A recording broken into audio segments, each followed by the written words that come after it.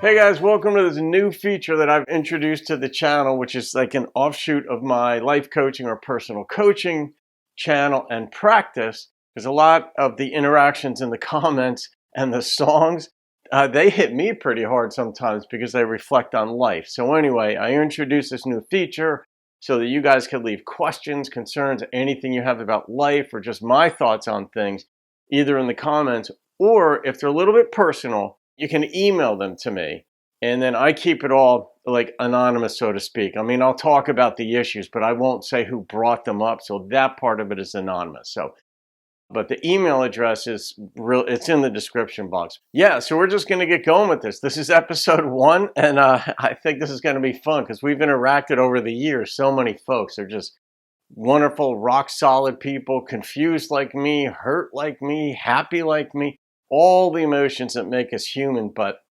here was one of the first questions I got. Why have I become, not me, but this is the poster, why have I, the viewer, become so interested in other people's lives who post on YouTube? We have our own 2 sons nearby, but I started watching another family and even miss them when they don't post. I should say that we moved from New Jersey to North Carolina about 15 years ago. Summers were spent in Canada where we had a great social life. At our age now, most of our friends are gone and travel is over. Is this the kind of question you were looking for, Don? And it's like, yes, I can pretty much handle any type of question.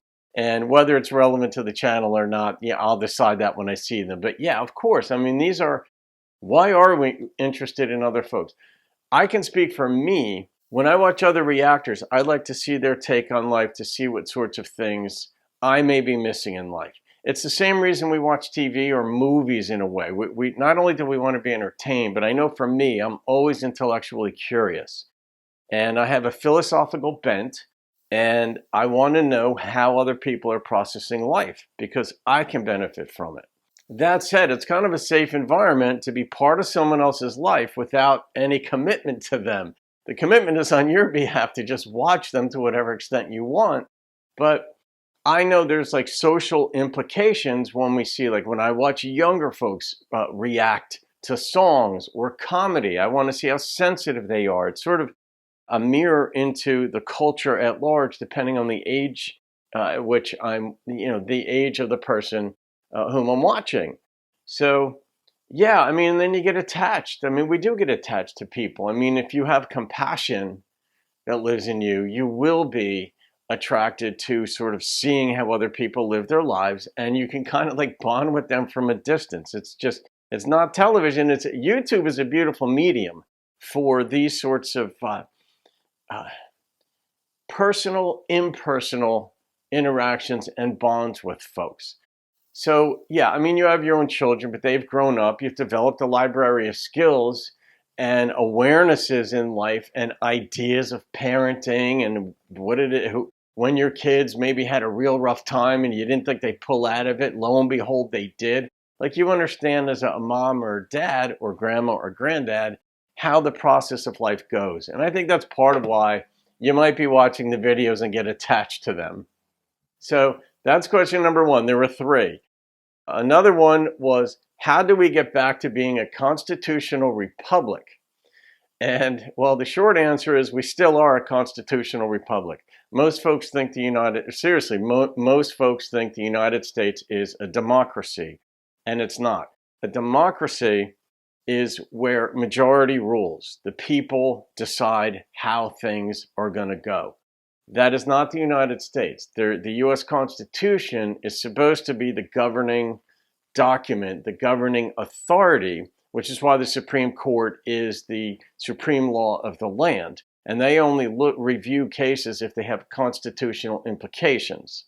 So now things are politicized. The digital revolution, I may do a video on this, but the long and the short of it is, at least based on evolutionary theory, whether you agree with evolution or not, even if you think 6,000 years ago Adam and Eve were created in the garden, 6,000 years have gone by. Evolutionary theory has that we're probably 200,000 years old, coming on down through natural selection and such. Without getting into the merits of either of those, the basic premise of evolution or growth is that it occurs slowly. When things are introduced rapidly into an environment, they tend to corrupt them. They tend to harm a host or harm the culture in which it exists. The digital revolution came upon so quickly, and we weren't prepared to sort of weed out in a healthy way the parts of it that work and that don't work. It was like, boom, within 10 years, everything was digital. Everybody had a hardcore opinion about, not everybody, but many folks had hardcore opinions, and they become more and more entrenched the more they post those same opinions and then back them up and try to justify them and then get in chat rooms with people with whom they agree. And so there's these echo chambers. And in one sense, that may or may not have filtered up to the courts, because the courts, they're appointed, the justices are appointed by the sitting president when a Supreme Court justice either dies or retires. So they become these political factions, and then that filters back down into the digital world in which people have ideas at any time. Judge Sotomayor rules in some kind of conservative way. She's a liberal. That she's got some kind of agenda and she's turning sides. And then people think that Justice Scalia or Thomas, they come up with an opinion and it's entirely politically motivated. I've seen some opinions. I've followed some court cases. And you can tell there are political leanings, but you can't get away from that. You grow up a certain stamp, Democrat, Republican. Some people are more neutral. So the rule of law is supposed to be the Constitution.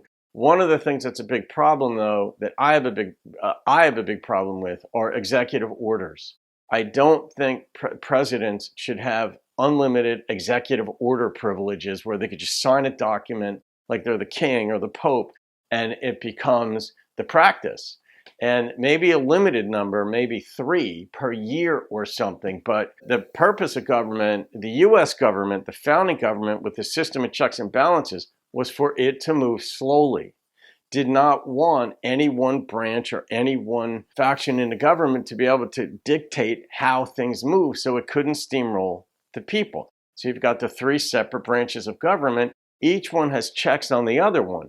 That's to make it move slowly and more cautiously. Executive orders, for example, just cut right through all that stuff.